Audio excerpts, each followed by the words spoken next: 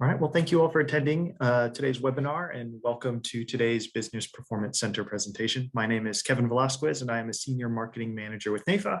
If you didn't know, the Business Performance Center is one of NAIFA's 5 centers of excellence, with the BPC focused on giving you the tools and resources you need to help build and grow your business. So if you enjoyed today's webinar and want more content like this, like articles, webinars to watch on demand and more, you can visit bpc.naifa.org. If you do have any questions throughout today's webinar, please feel free to ask them in our Q&A feature, and we will get to them either during the presentation or save some time afterwards. And just so everyone knows, today's presentation is being recorded, and the recording along with a PDF of the slides is going to be sent out in the next few days. So for today's webinar, we have a new Business Performance Center partner, iLife Technologies, joining us today. John Boothman is with Strategic Distribution and Partnerships at iLife, and I'll let him tell you a bit about who he is and what he does. So without further ado, I will turn the virtual floor over to you, John. Thank you so much. Good morning to everyone that's on my side of the country, and that's San Diego, West Coast. Good morning to all of you, and almost afternoon lunchtime to those of you who are our friends on the East Coast. Thanks very much for having me here. I really appreciate it. As you see on the screen today that we're sharing, what we're going to talk about, or the topic, is digital marketing and e-commerce for life insurance. So hopefully that's a topic that's of great interest to you. Huge topic. It could be very techy and very complicated. We're not going to take it that way. We're going to talk about it in very down-to-earth, simple, actionable terms. So let's just think about the title and let's look at digital marketing. So let's talk about that for a moment. Marketing. That's what you are all doing every day, all day, assuming we're all producers in the audience today or agencies. Marketing is what you do every day. Outbound phone calls, maybe you're doing some email, maybe you are going to community mixers or networking events and shaking hands. We're doing it since day one. It's kind of the lifeblood of life insurance sales. So marketing isn't new to you. What's new and what's emerging is digital marketing. And digital means electronic, online. It could be email, that's digital. Email's digital. It could be blogs on your website, that's digital.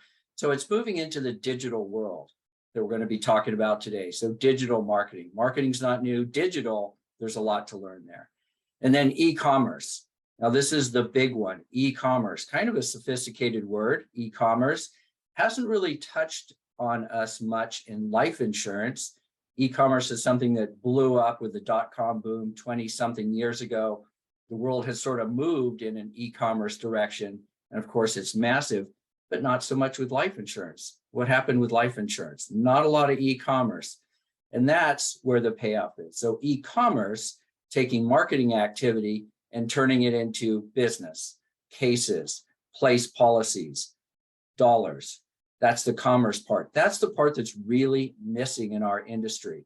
So we're going to dive into that, talk about that a little bit. Give me a second. So who's talking? Just to introduce myself here, John Boothman, as Kevin was so nice to introduce me. Just a little bit more about myself so you know who's presenting, what my background is. Do I know what I'm talking about? Well, I don't know. You'd be the judge of that. But I had 20 years of successful life insurance sales, 20 plus years, but we're not counting exactly, but been in the business. I'm not from the tech industry. I'm not talking at you from that perspective. I've been selling insurance for a very long time. Lots of point of sale across the industry, whether it's small cases, massive cases, a lot of years as a wholesaler, whether it's with career shops, Mass Mutual or AXA, for example, and then on the brokerage side as well. So I've had a pretty broad experience and broad career selling life insurance across many of the areas of the distribution networks or channels that you all work in. Something that was very interesting, and I put this as a highlight, is at MetLife, pre-merger with Mass, I was part of an infrastructure adjustment there or change, and we brought training onto a national platform. And part of that bringing it on a national platform was building out a consultative selling model. And that was one of the most richest and rewarding experiences of my life, building out a consultative selling model, rolling that out across the 4,000 agents in the then MetLife firm or agency network. And maybe some of you on the phone are even a part of that. It was super rewarding. And that speaks to client engagement, speaking with clients, that very, very sort of age-old sales training, but a lot more rich than that because consultative. So we brought the whole consultative element to sales at MetLife. And again, it was really great. And then very recently, tech. So I've been with a few tech companies from a life insurance perspective, came in as a subject matter expert and helped build out life insurance digital platforms. And that's sort of really what gets us to today. So that's my background. That's what gets us to this topic of digital life insurance sales. I have some experience in both areas. So enough about me. Let's get started today. And before we do, let's have a little fun. So I'm going to go to you, Kevin, and ask you, when was the last time you went into a bank? It's definitely been a few years. At minimum, I do most of my banking on my phone or on my computer. So I haven't really had the need just yet to physically go into one. Right. It's been a long time since I've been in a bank. It's pretty rare. It's about once a year. And I think most of you in the audience would feel the same. It's just a once in a lifetime sort of thing. And here's another good one. When was the last time you went into a travel agency? I skew probably on the younger side, so I have never been into a travel agency. I've always booked everything myself, so never. That's right. Yeah, so you go to Expedia or something similar, maybe to the airline carrier direct, and do all of that online. It used to be that there was a travel agency in every strip center. They were everywhere. Travel agencies sort of on every corner. So these are examples of how e-commerce has taken effect in most every other industry. You know, it's very vivid. We've lived it. When you think about it, wow, you don't go to a travel agency anymore. It's all online. Banking, mostly online. Or other simple things, Kevin, for example, when you bought a car last, how did you start that shopping experience, buying a car? Yeah, I actually bought a car within the past year and a half, and I didn't go in blind. I looked online first, found the car that I had my eye on, and then went in there and told them I want this one. Where is that? That's so did all my research online before I stepped foot on the lot. Yeah. And that's a great example. That's a purchase that so many of us has made. We do it all the time. It used to be years ago that you go to a lot to do your homework. Now you browse for cars. You go to cars.com or AutoTrader, whatever your favorite, and you'll spend all weekend or maybe even weeks browsing, looking through it, black cars, white cars, Fords, Chevys. There's a browsing experience out there for you so that you can do a tremendous amount of homework. And when you go to the lot, you know what you want. You come into the salesperson, you say, I've seen this car and this is exactly what I want. And you go about your purchase. So, all this digital marketing takes place up front, and then the transition to the commerce, which is purchasing the car. Another one that just came to mind with me very recently, as I've been driving around, doing a lot of driving lately, is Amazon. Amazon didn't exist, whatever the foundation year was 20 years ago, but it's kind of blown my mind as I drive around, especially when you get out of the urban and suburban areas. There is these massive, like 1 million square feet Amazon buildings. And there's a lot of them, not just one or two around the country. There's a lot of them. And why I bring that up, it speaks to the enormous growth in e-commerce, digital marketing. It's a website. Amazon has a website that transfers into e-commerce, and you can see visually how massive that is. You probably, if you look out your window, there's an Amazon truck right now delivering something. So those are all examples of the change that's happened in just about every industry, and unfortunately not so much life insurance.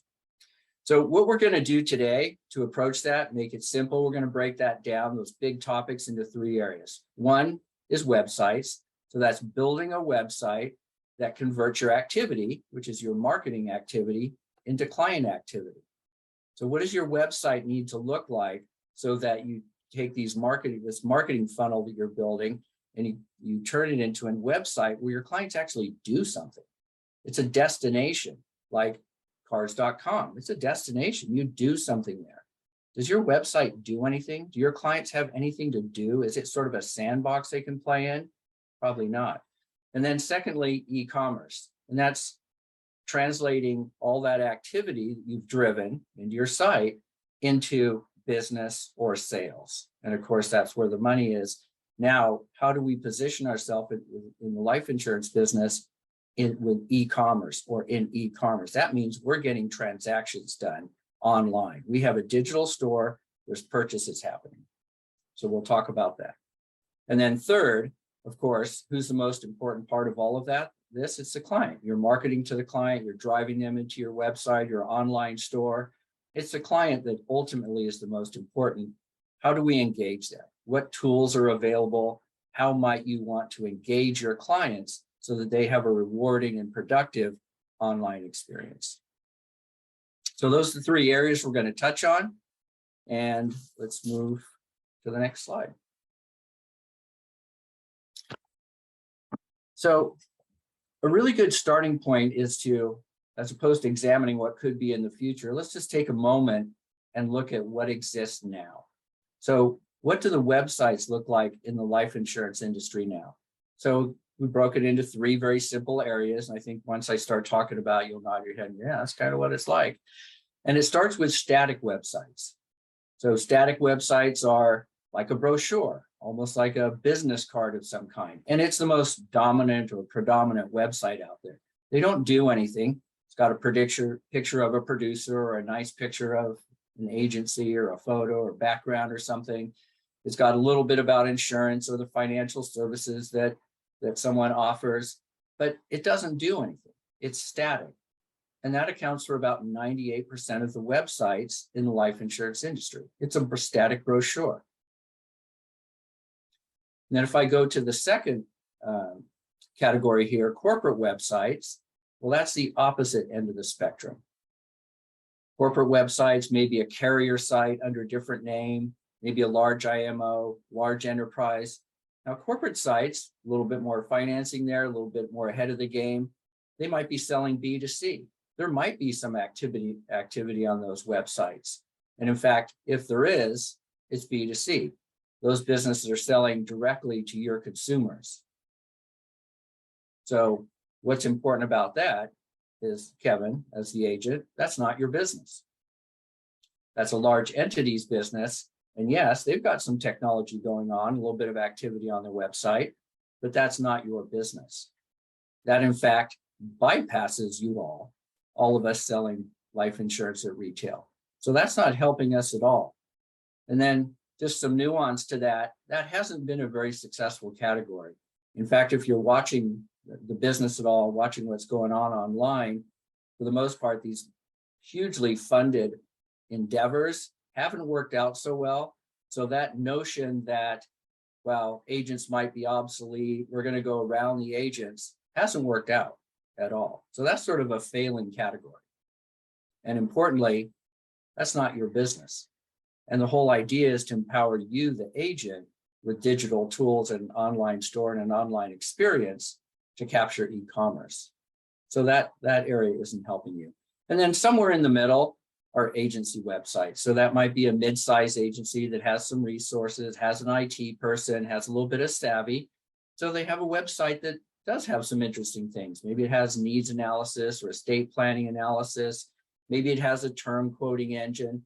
So there's a little bit of technology there. There's some activity. There's something that the client can do there, but probably no real e-commerce. So those are the three areas that exist in the industry today. And if you step back and compare that to what we were talking about before, Amazon, for crying out loud, or cars.com or Expedia, you can see the massive disparity between what's possible and happening in other areas or other markets, and kind of unfortunately what's not happening here. And we're going to talk about what we need to do. So Kevin, let me just take a break right there and say, these areas that we've looked at, does that more or less look like the life insurance landscape? Yeah, I mean, in my brief experience, it's pretty comprehensive of what's out there. So it definitely has a lot of room for growth and just implementing different ideas and stuff. Cool. So thinking about the website, because that is the starting point, really. What does your website look like? Think about for a moment, what additional functionality should you have on your website? what things would you want your client to be doing on your website? So think out of the box, get away from the insurance box and think what's going on in other industries. What would you want your client to be doing? And what would you want them to know when they go to your website? What should they learn there? What should they glean from that website? What information should be transferred? And then what do you want them to be doing on your website? So transacting, looking at products, buying products, what do you want them to be doing there? So what functionality would you really like to see in your website so that you start to have an online digital experience leading to e-commerce? Those are the questions to ask yourself. So let me pause again. Any ideas on that, Kevin? Any functionality that you would like to see on a life insurance website? I mean, just spitballing off the top of my head, a way to interact with someone live would be great, because if someone's on your website, they're interested at that time, but there's no guarantee that when they leave your website, they'll still be interested or in the market. So a way to capture them presently seems very important. Absolutely. Yeah. So communication or engagement functionality, that is absolutely key. And that's a big topic on its own. We're going to touch on that in a minute, but that's right down the middle. I mean, client engagement, how are you going to speak to them? We're going to talk about that. And that's a really great one.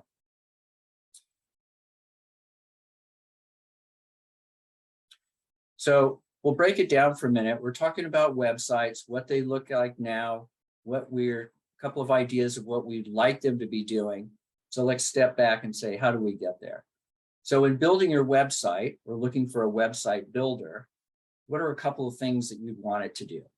So we talked about transacting business, but all of that starts with some kind of no code, very simple website that you can drag and drop.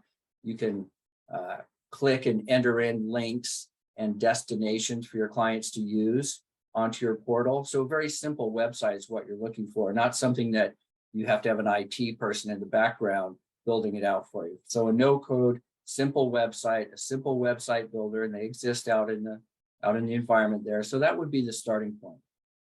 And then once we have that website built, you want to create a link to that website so that you can get into your marketing activities, use that link as the bridge to drive your traffic, your consumers, your prospects into your site. So let's think about a couple of things that you'd want on that site. So if you look at the screen right now, we have posting blogs. So live, maybe 6 times a year, ongoing information streams that's important to your clients. So blogs are a really great thing to embed.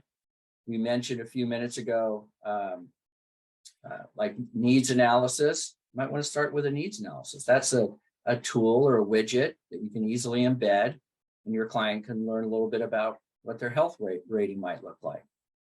There's financial planning widgets or analysis. So that's something that your clients might be interested in doing, finding out a little bit more and doing some homework on what are their estate planning needs or financial needs.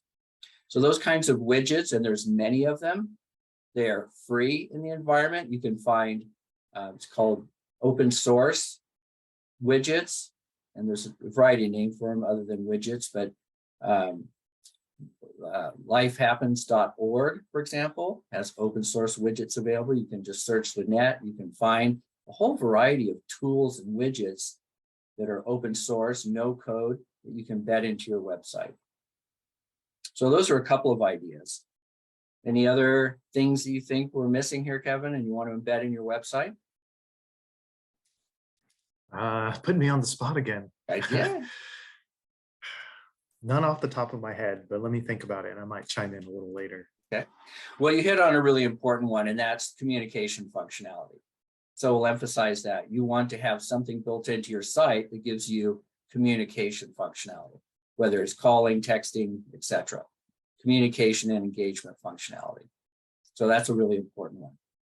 So we're building out our website. Now, how do we get our consumers into our website? So we're talking about digital marketing. That was the start of the call, digital marketing, converting all those marketing ideas that you're doing every day now into the digital space. So for example, if you're doing email blasts or email newsletters, do you have a digital call to action on those newsletters that drives your clients to your website? Or are you just sending out a newsletter that just talks at them? In other words, how do you convert that email into action with a link going to your website with all this functionality that we just talked about?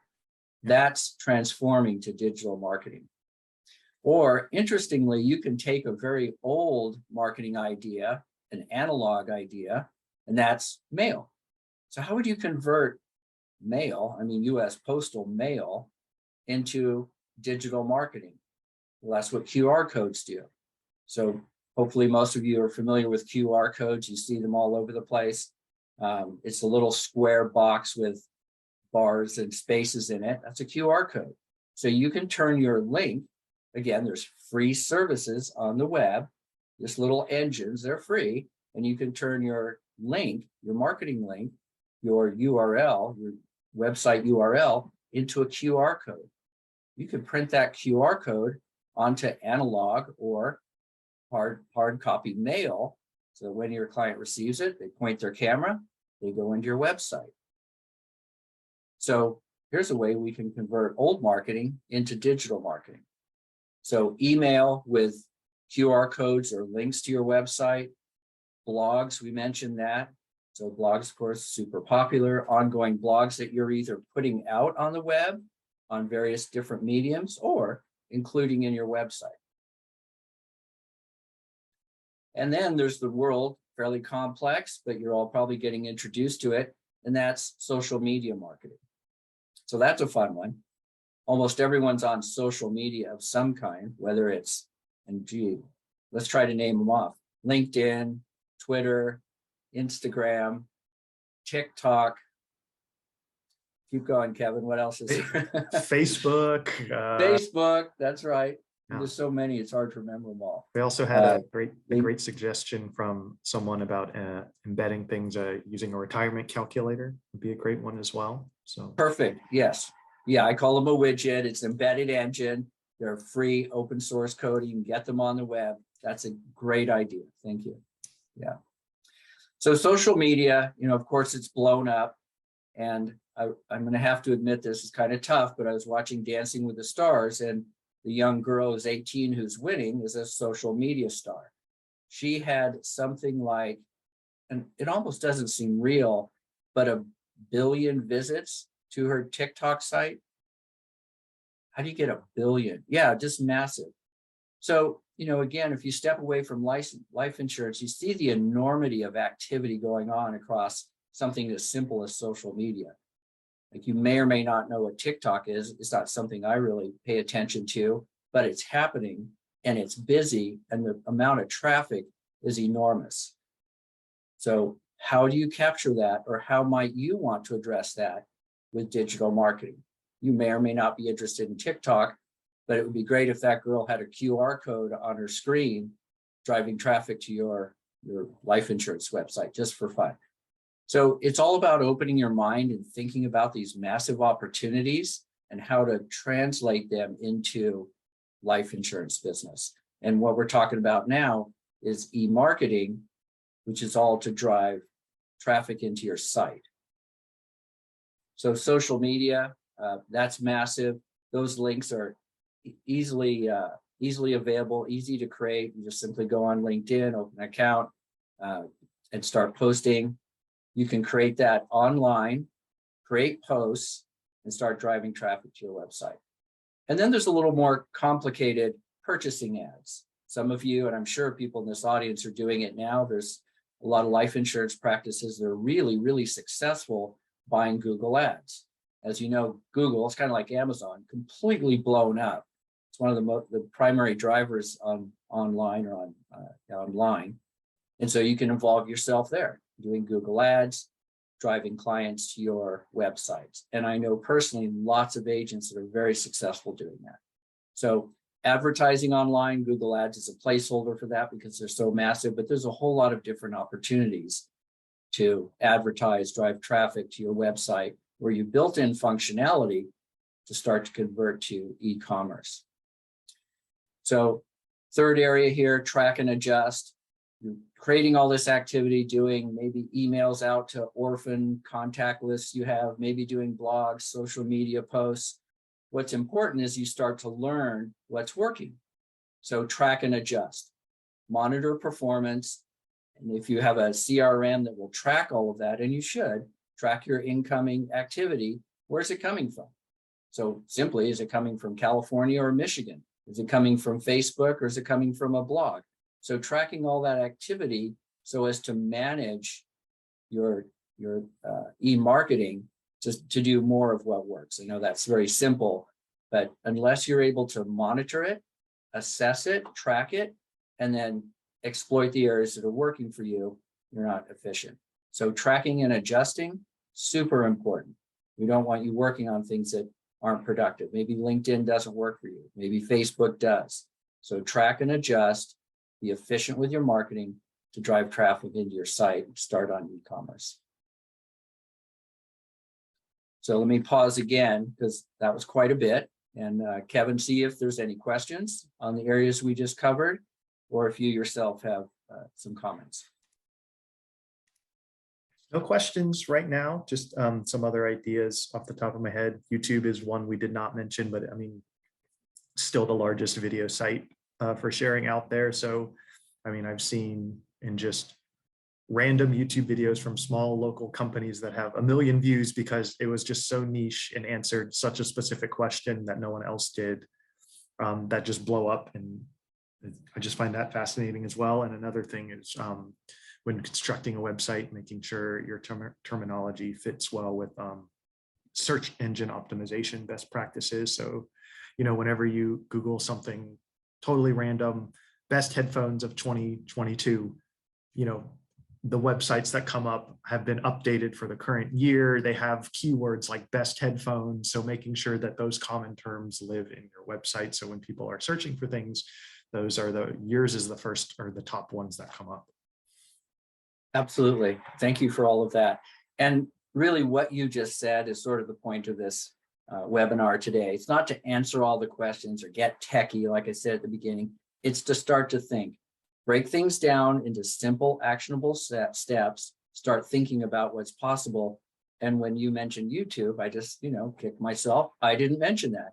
What could be more obvious than YouTube? I think we all watch it one way or another for some source of media, and it's massive and it's grown like crazy. And there's lots of successful life insurance practices on YouTube. We have a few clients who are on YouTube, and they've grown, massive following, which means traffic.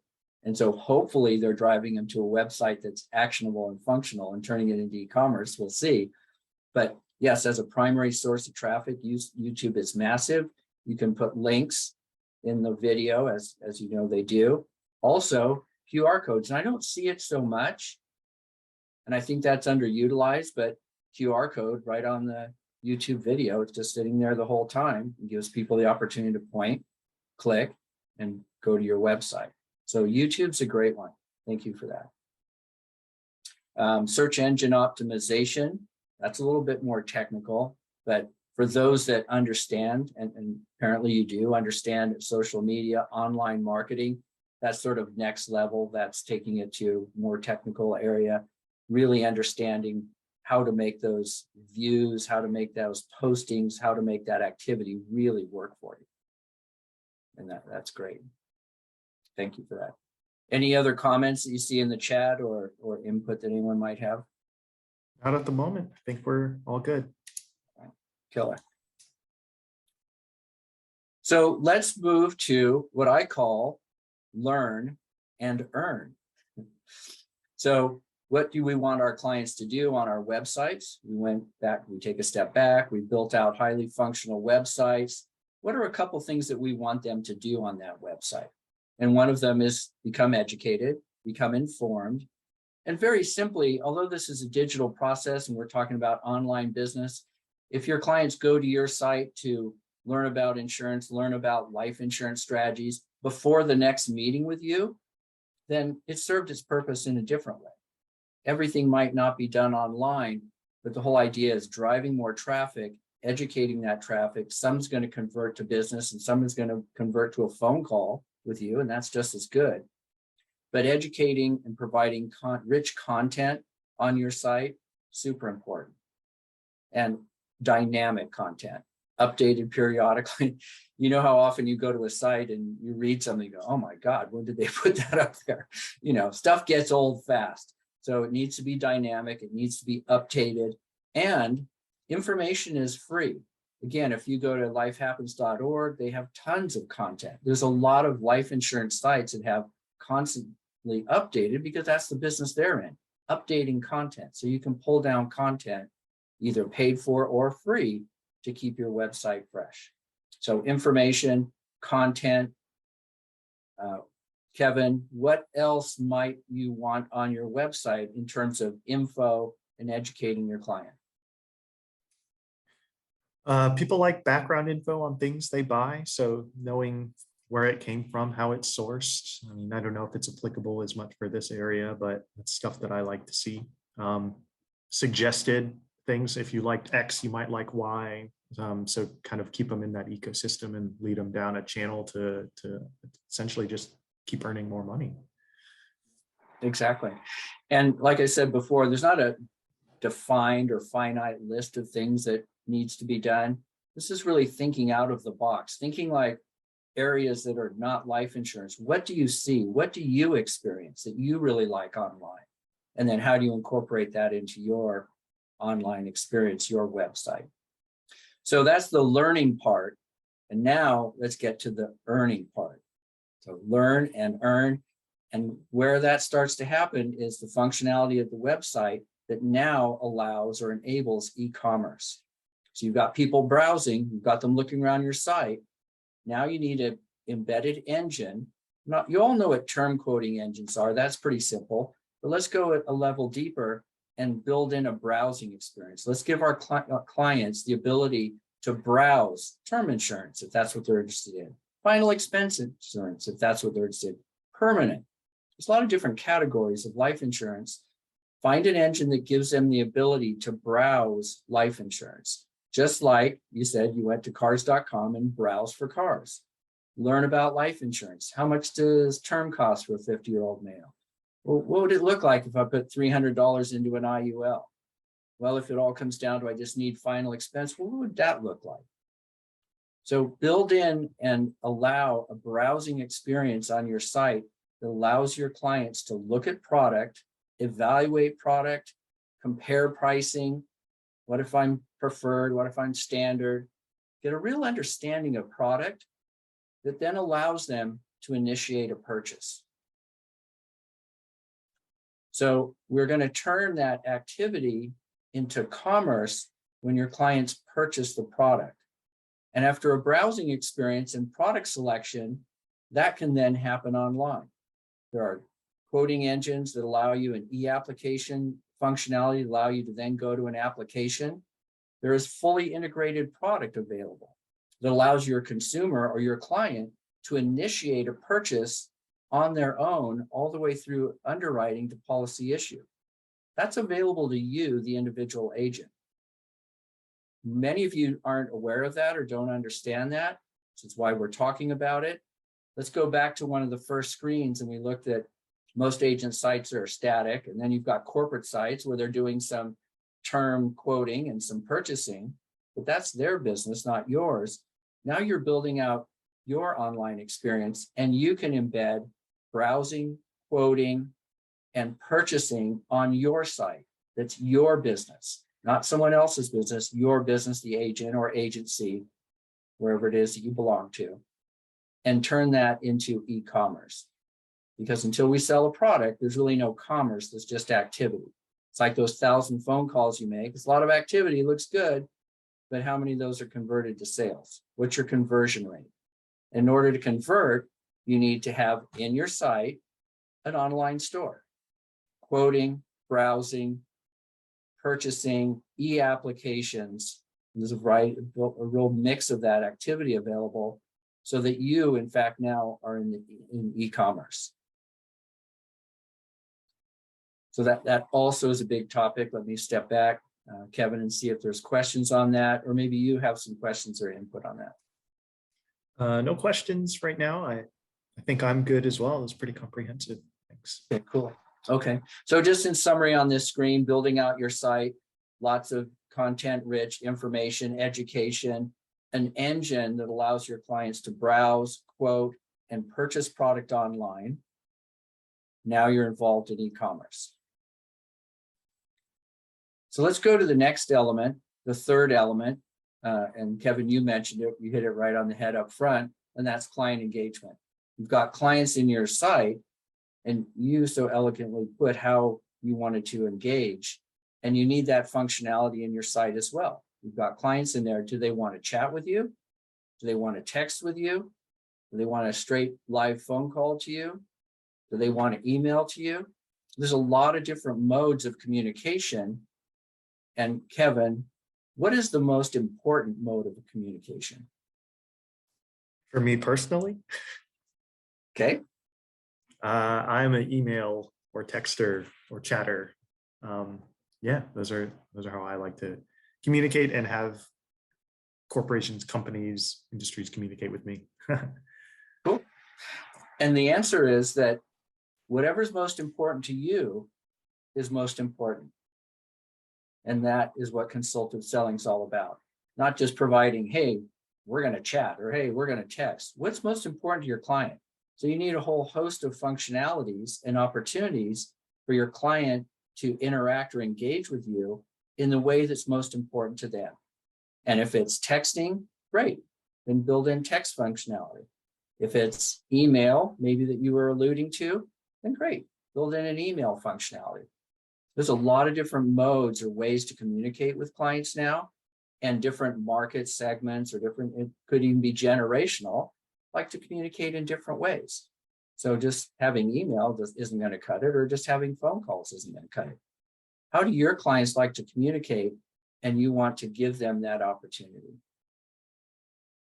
So a couple of them, just to go back to sort of the list, is live chat. And you mentioned that if you're in someone's website, a corporate site, a life insurance agency site, you might want a live chat.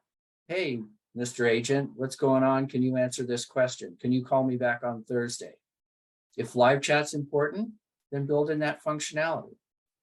If phone calls are important, then we need I'll call you or you call me. Get on the phone. Some people like to, some people don't. Embedded videos, you can embed video communication. Someone wants to do everything via, sort of Zoom or online video, great, embed it. So embed the kind of functionalities that your clients like: email, SMS, text. And something that we have noticed is texting is really taking over. Texting is becoming a massive, some people don't even talk on the phone anymore. In fact, just for fun, when was the last time you answered your phone? It might be a long time ago. Not a lot of phone answering going on. So maybe text is the way. So built-in text functionality, easy to attain, it exists. Embed text functionality and text back and forth with your clients. So embedding or putting in place the kind of communication is a really important part of this website that we built out. We talked about functionality. Well, communication functionality is huge. Give your clients the opportunity to communicate in the way that's most important to them. So we listed quite a few. I'm not sure if we missed any. Kevin, if you have something in mind, another communication mode, or someone in the audience does, we'll give that a moment. It's similar to just kind of texting and email. I know at previous positions I've held, we got a lot of inquiries to our social media channels, like very detailed business inquiries that you would expect to be via phone or email that just come via Instagram direct message. So people are a lot more open with just the kind of conversations they want to have, or they're not really discriminating against the kind of channels that they want. So you just got to have to be prepared for any kind of communication. You're absolutely right. Open your mind, think of all the opportunities. And one I didn't mention, I LinkedIn message a lot of people. I didn't think of that. I'm the one that does it a lot. So you have to step back and, wow, how do my clients, how do people want to communicate? And meet them there where they want to communicate. Thank you for that. And then let's move over to track and record. Very similar to all the social media marketing that we talked about, tracking and recording those conversations, interactions, messaging. All of that can be tracked in an automated fashion in your CRM. So you don't have to do all the manual entry. You want a CRM that tracks all this for you. If it's a phone call, it's tracking it. If it's text, it's tracking it. If it's live chat, it's tracking it. So that not only helps with it from a compliance perspective, but also your record keeping. So whatever the interaction or communication modes that you choose, your clients choose, look for a way to track that and build in that tracking so you know exactly what's going on. When did you talk to Mr. Smith? Oh yeah, 3 Thursdays ago, there was my conversation. So track and record, super important part of the communication or engagement element. So let me pause there on that, see if there's any questions on engagement or any additional ideas. Wasn't so much a question, but someone did comment that their brokerage unfortunately limits text and Zoom contact, limiting to Big Brother emails only. So just, yeah. Yeah, and I know that to be true, and you're right. So the environment you're in might in some way dictate what you can do. The good news is a lot of that's changing. You know, compliance is, you know, freaking out because there's a lot of different ways to talk to people and they haven't contained it or figured out how to track it. That technology might be behind the times, especially for registered reps. So you might have to work with that in some way, but it is what it is. Use what you can use. Work with your compliance, work with your firm, and talk about these issues because they're not going away. They're going to be growing. There's more ways to communicate, and firms will learn to build that in to be able to track it, make it compliant at some point. Great comment. Okay. So if there's no further questions, let's just step back. We covered 3 areas of digital marketing, e-commerce, websites and building out a functional website, digital marketing ideas, translate that and convert that into e-commerce for your benefit, the agent, and then learning all the best ways and best practices for engaging with those clients, giving them every opportunity to engage with you, and then be able to track that engaging or communication activity. So with that, I'll leave it to you, Kevin, to close. There is our QR code. And if you would like to learn more, chat about technology, chat about any of these opportunities, you can reach us here. So Kevin, I'll let you close it out. Yeah, thank you so much. Like John said, feel free to scan the QR code. If you have any questions that pop into your mind after the webinar, you can email us at bpc@naifa.org and we'll make sure that question gets to the right person. I don't see any other questions in the chat, so I guess I'll just wrap up and say thank you all for coming. Like I said, a recording of this as well as the PDF of his John's slides will be making its way over to your email inboxes in the next few days, so be on the lookout for that. If there's no other questions, and thank you all so much for coming, and that concludes today's webinar. Thank you, everyone. Appreciate your time.